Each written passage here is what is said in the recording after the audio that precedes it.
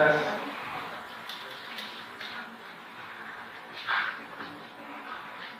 kayaknya seminar gue yang ke-1000, tapi ini yang paling deg-degan. Iya, gue ngerasa antusiasnya beda banget di sini, energinya beda banget di sini. Selamat siang teman-teman. Tadi gue udah dikenalin sedikit dari panitia. Gue CEO dan founder dari HMS Humans. Atau kita kalau udah masuk ke Kemang atau kantor-kantor sedikit, gue sering dengarnya HMS. Gue create sebuah brand parfum 2,5 tahun yang lalu. Dan hari ini hari ini gue pengen ngobrol ke teman-teman. Gue pengen sharing tentang apa yang gue temukan tentang tema bahwa ternyata the company is a reflection of yourself.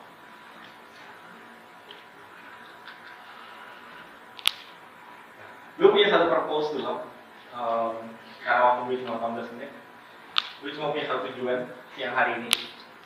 Gue pengen bikin teman-teman yang mungkin sekarang lagi banyak yang teman-teman masih kuliah ya.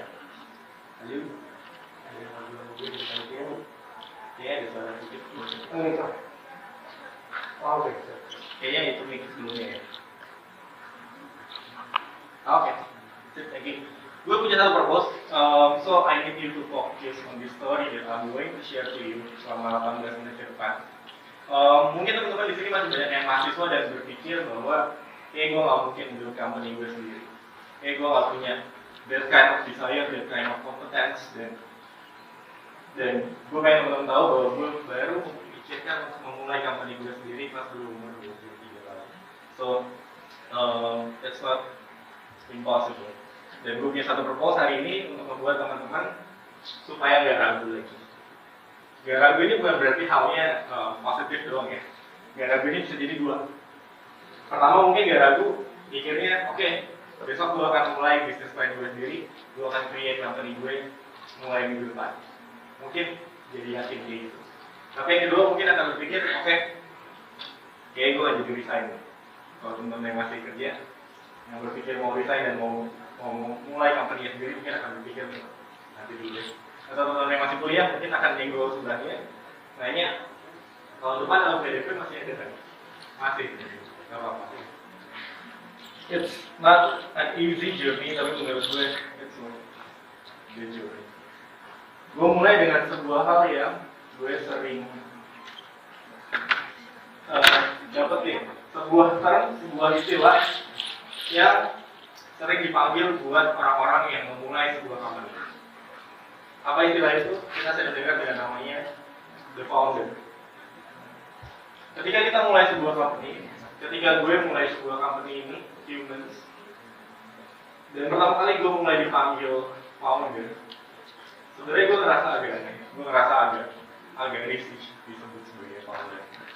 Karena gue gak ngerasa bahwa gue nemuin teori gravitasi, atau gue gak ngerasa gue nemuin cure of cancer. Karena gue ngerasa saat itu founder itu sepowerful itu maknanya penemu. Tapi gue kayak ngerasa ya udah, mungkin emang disebutnya istilahnya kayak gitu aja, dan udah gue lupain. Kalau akhirnya gue disebut founder dan gue mulai terbiasa aja dengan hal itu. Sampai satu hari, tanggal 19 Juli, tanggal 9 Juli 2001, 1 tahun yang lewat, jadi 1 tahun beberapa bulan yang lalu. Kira-kira 1,5 tahun dari Humans sendiri saat itu. Gue punya sebuah rutinitas yang masih gue lakukan sampai sekarang sebagai seorang CEO, sebagai seorang founder. Ada satu yang masih gue gak bisa tinggalin sampai sekarang, yaitu gue terbiasa untuk spend 2 jam setiap harinya untuk ngobrol sama customer gue via DM Instagram, via Twitter, via sosmed, kadang komen-komenan di sosial media, tapi mostly di sosial media, atau kalau kita lagi ada di toko atau di store, biasanya gue datang langsung untuk ngobrol sama gue. At least sehari 2 jam. Ngobrolannya biasa, ngobrolannya hal-hal yang sederhana yang gue pengen tahu orang-orang tuh lagi ngomongin apa sih tentang brand Humans. Gue pengen tahu customer gue feedbacknya kayak gimana sama produknya. Ada kritik nggak sih, ada masukan nggak sih, ada ide yang inovatif atau enggak sih. Basically, just like an admin.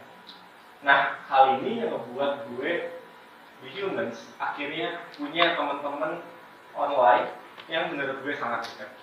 Jadi ada sahabat-sahabat online gue yang mereka nggak tahu mereka lagi ngobrol sama si ini sebenarnya, karena gue kenalin dulu sebagai admin aja di sosial media. Cuman ada hal-hal yang setiap malam gue nemuin orang yang sama yang ngobrol lagi sampai one day gue ketemu dengan satu orang yang dekat banget sama humans dari awal humans ada sampai dengan sekarang, sampai dengan saat itu kita tetap kontak-kontakan di Twitter hampir setiap hari.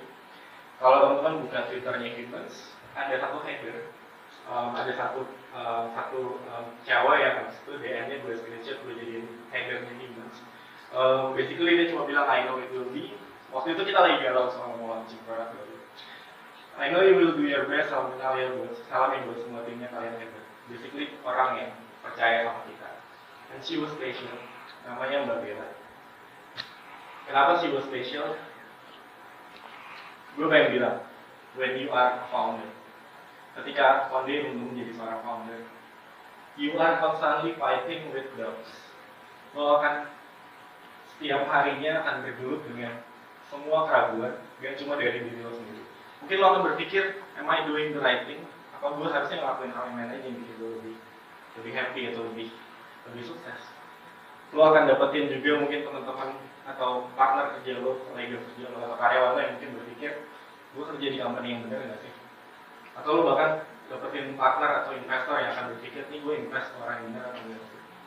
So you will be fighting with doubts constantly, all day, 24/7. Dan menurut gue, the best thing you can have is a customer that put their trust in you. Ketika ada satu orang customer aja yang percaya sama lo, yang mereka ngerasa bahwa you're doing great, produk lo oke, gue suka, gue kasih produk lo ini ke teman-teman gue dan mereka suka semua, it is special. Jadi gue ngerasa customer ini adalah orang-orang yang spesial sama dia, sama kita. Hubungannya berlanjut. Setiap malam akhirnya gue buka DM-nya humans, gue nyari Mbak Bella selalu, karena biasanya tiap hari dia cerita. Kadang dia cerita tentang hari ini ada di KRL ada 2 orang yang muncul dia kan pakai humans. Terus nanti dia cerita, kasih screenshot grup arisan WhatsApp-nya. Dia bilang ada 2 orang nih yang keracunan produk barunya humans. So everything about her DM buat gue happy setiap malam. Jadi gue kayak senang setiap malam akhirnya gue biasa untuk nyari DM ini. Sampai one day, waktu lagi sibuk-sibuknya gue ada 2 minggu gak buka DM gue. DM-nya humans kenapa? Terus habis itu gue nyari DM-nya, gak ada DM baru dari gue. Akhirnya gue buka message request-nya, gue cari, gue bukain satu-satu orang-orang yang lain selain Mbak Bella. And then I found this. Hi humans, one of your biggest friends, and loyal customer. Sorry if I get too emotional because this is the first time I'm telling this story live. She passed away di Juli 2019.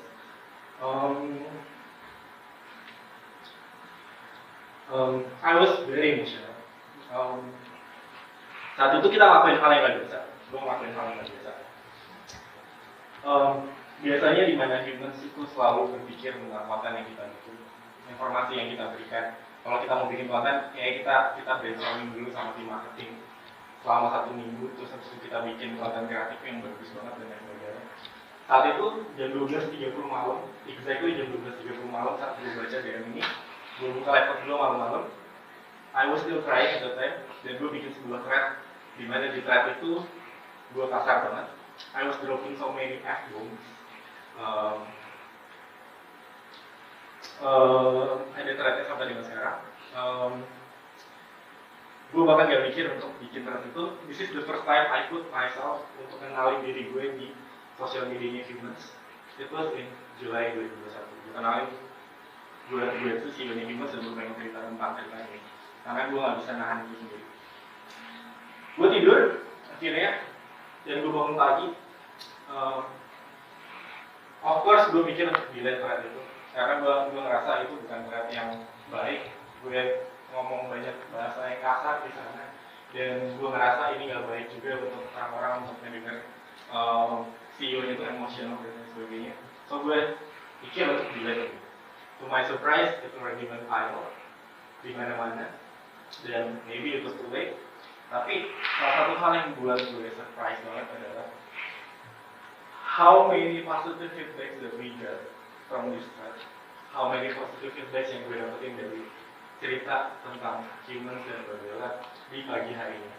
Gue lihat ratusan, bahkan mungkin ribuan orang yang mendoakan Berbela. Gue ngelihat orang-orang yang tergerak karena cerita ini. Bahkan ada yang cerita, karena cerita ini gue jadi rela untuk divaksin karena gue nggak mau orang spesial di dekat gue kena juga sama COVID. The ultimate things yang gue dapetin dari sini adalah ini salah satu respon feedback dari customer. Mereka melihat betapa sebuah company punya value yang dekat dengan customer-nya, and it was unexpected at all. Gue ngerasa cerita ini waktu itu gue ceritakan for the sake of engagement. I just want to tell this personal relationship antara humans dengan Berbela saat itu.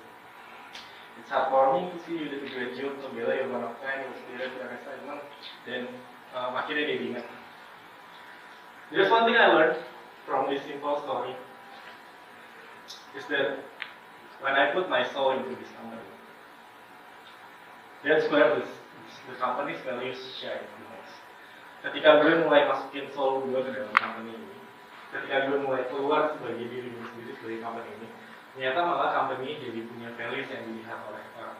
Ternyata company malah punya spotlight yang bisa dilihat oleh orang. So,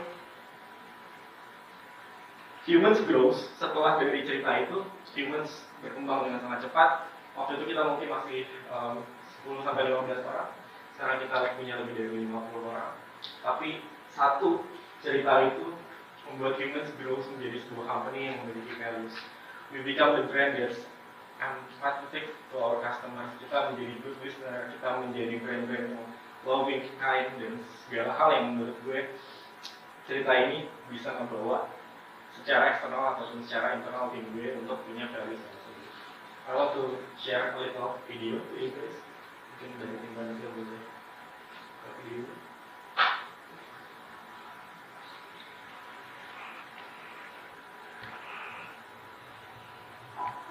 Ini udah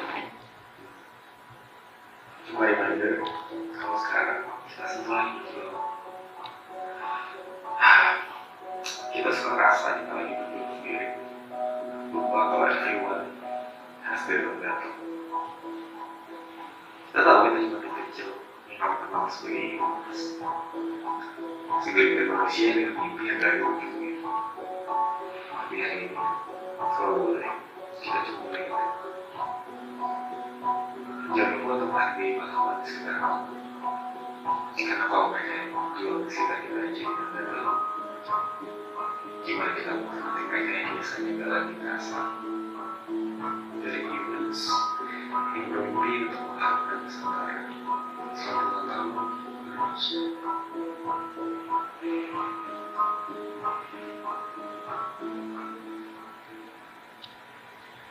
I get back to my question di awal.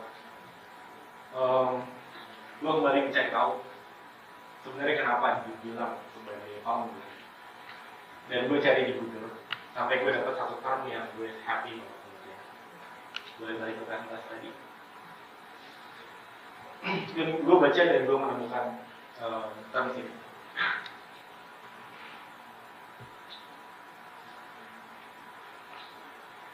Founder is the person who started the company.